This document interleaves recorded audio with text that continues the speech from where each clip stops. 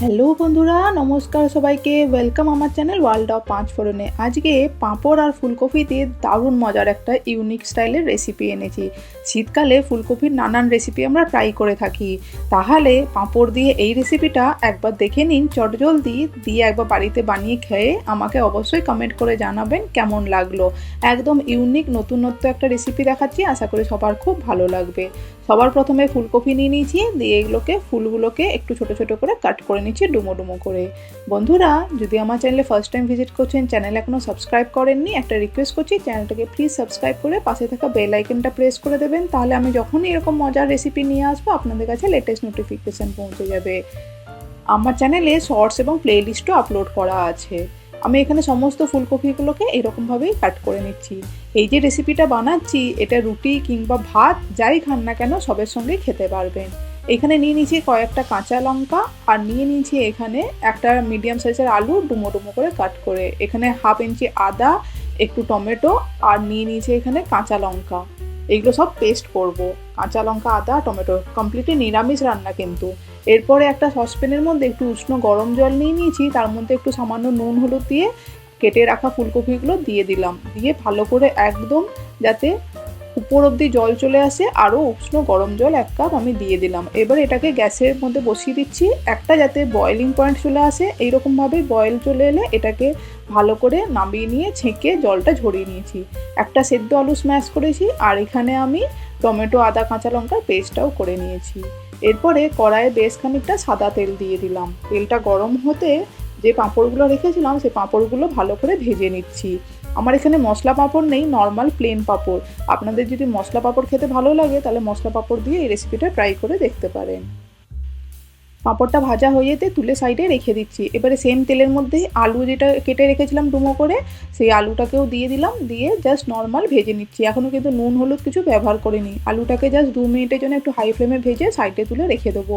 Completely নিরামিষ দিনে এই রেসিপিটা অবশ্যই একবার ট্রাই করবেন, খুবই অসাধারণ টেস্ট হয়, তাই একবার অবশ্যই খেয়ে দেখবেন আপনারা।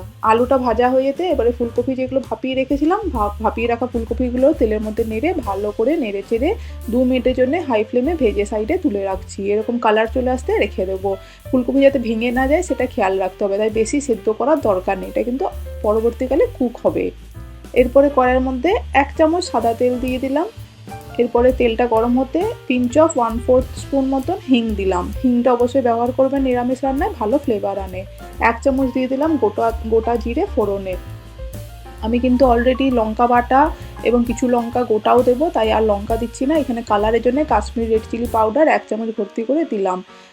পাউডারটা দেওয়ার সঙ্গে সঙ্গে কিন্তু বেটে রাখা মশলাটা দিয়ে দিলাম, যাতে পুড়ে না যায়। কাশ্মীরি রেড চিলি পাউডারটা পুড়ে গেলে কালো রং হতে পারে, তাই সঙ্গে সঙ্গে বাটা মশলা দিয়ে দিতে হবে।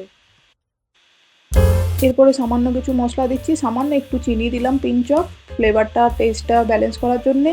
দিয়ে দিচ্ছি 1/4 স্পুন হলুদ গুঁড়ো, স্বাদ মতো নুন দিলাম 1 চামচ। এখানে দিয়ে দিলাম ভাজা জিরে গুঁড়ো, আর তার সঙ্গে একটু লাল লঙ্কার শুকনো লাল লঙ্কাও ছিল, সেইটা একসঙ্গে গুঁড়িয়ে নিয়েছি। আর দিয়ে দিলাম 1/2 স্পুন আমি এখানে ধনে গুঁড়ো, আর সামান্য 1/4 স্পুন এলাচের গুঁড়ো দিয়ে সব কিছু মিক্স করছি। জিরের সঙ্গে কিন্তু শুকনো লঙ্কা বাড়িতেই একটুখানি শুকনো কড়াইয়ে ভেজে সেই পাউডারটা দিয়েছি, একটু ঝাল ঝাল হলে ভালো লাগবে। দিয়ে দিলাম 1/2 স্পুন এখানে গরম মশলা। যা মশলা দেওয়া সব কিন্তু এখনই দিয়ে দিতে হবে, দিয়ে ভালো করে তেল যতক্ষণ না রিলিজ করছে ততক্ষণ কষিয়ে নিতে হবে। ভালো করে 2-3 মিনিট মশলা কষানোর পরে যখন অয়েল রিলিজ করে আসবে, তখন আমি এখানে সেদ্ধ করে রাখা আলু 1খানা ছিল ছোটো সাইজে, সেই আলুটাকেও হাতের সাহায্যে একটু স্ম্যাশ করে নিয়েছিলাম, সেটাকেও দিয়ে দিলাম, দিয়ে ভালো করে নেড়ে চেড়ে কষিয়ে নিয়েছি। 1-2 মিনিট পরে যখন মশলা ভালো করে কষানো হয়ে গেছে, ভেজে রাখা ফুলকপি আর ভেজে রাখা আলুটাকে দিয়ে দিলাম, দিয়ে ভালো করে নেড়ে চেড়ে 1 মিনিটের জন্য আরও মিক্স করে নিতে হবে সমস্ত মশলার সঙ্গে।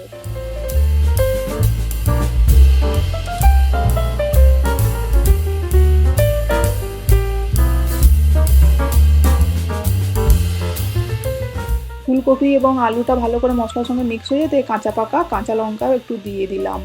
ঝালটা নিজেদের অনুযায়ী একটু বাড়িয়ে কমিয়ে নেবে। এরপরে দিয়ে দিচ্ছি উষ্ণ গরম জল 1 কাপ মতন। এটা কিন্তু গা মাখা রেসিপি হবে, বেশি ঝোল করব না, তাই 1 কাপ উষ্ণ গরম জল দিয়ে ঢাকা দিয়ে দিচ্ছি 10 মিনিটের জন্যে। ভালো করে ফুলকপি এবং আলুটা যাতে সেদ্ধ হয়ে যায়, মাঝে একটুখানি নেড়ে চেক করে নিতে হবে। এরকমই দেখুন ঝোলটা কিন্তু কমে এসছে, ফুলকপি আলু একদম সেদ্ধ হয়ে গেছে, কিন্তু গোটা আছে, ভেঙে যায়নি, দেখে বোঝা যাচ্ছে। এই সময় গ্যাসের ফ্লেমটাকে আমি একদম লো করে দিয়েছি, আপনারা অফও করে দিতে পারেন, কোনো অসুবিধা নেই। নামানোর আগে ফ্রেশ একটু ধনেপাতা দিয়ে দিচ্ছি। এখনও কিন্তু পাঁপড়টা ব্যবহারই হয়নি, পাঁপড়টা এই সময় ব্যবহার করব। পাঁপড়টাকে যে ভেজে রেখেছিলাম সেই ভাজা পাঁপড়টা হাতের সাহায্যে এরকম ঘুরিয়ে দিচ্ছি। ঘুরিয়ে দিয়ে ভালো করে নেড়েচেড়ে মিক্স করে দেবো। এই যে ক্রাঞ্চি পাঁপড়টা দিলাম এর জন্য গ্রেভিটার একটা অন্যরকমই ফ্লেভার আসবে। যদি মশলা পাঁপড় থাকে ঝাল ঝাল কিন্তু রেসিপিটা দারুণ লাগবে, তার ফ্লেভারটা একটু অন্যরকমই হয়। আমি প্লেন পাঁপড় দিয়েছি বিকজ আমরা অনেক ধরনের মশলা ব্যবহার করেছি, আর ঝাল পরিমাণে আমি অনেকটাই দিয়েছি। শুকনো লঙ্কা, কাঁচা লঙ্কা, নর্মাল কাঁচা লঙ্কা ঝোলের মধ্যে সব কিছুই ব্যবহার করেছি, তাই ঝালটা আর দিলাম না। প্লেন পাঁপড়টা দিলাম যাতে মুখে পড়লে ভালো টেস্ট আসে। সব কিছু মিক্স করে দিয়েছি। আমাদের কিন্তু ফুলকপির দুর্দান্ত নিরামিষ একটা রেসিপি রেডি। এটা ভাত কিংবা রুটি, পোলাও সবের সঙ্গেই খেতে পারেন। আজকের এই রেসিপিটা কেমন লাগলো, ইউনিক পাঁপড় দিয়ে নিরামিষ ফুলকপির ডালনাটা, অবশ্যই কমেন্ট করে জানাবেন। ফ্রেন্ডস ফ্যামিলিকে শেয়ার করবেন যদি ভালো লাগে। যেতে যেতে চ্যানেলটাকে সাবস্ক্রাইব করে দেবেন, পাশে থাকবেন। এতক্ষণ পাশে থাকার জন্য অনেক ধন্যবাদ। এইভাবেই সাপোর্ট করবেন যাতে আমি আরও নতুন রেসিপি আপনাদের সঙ্গে শেয়ার করতে পারি। থ্যাংক ইউ বন্ধুরা।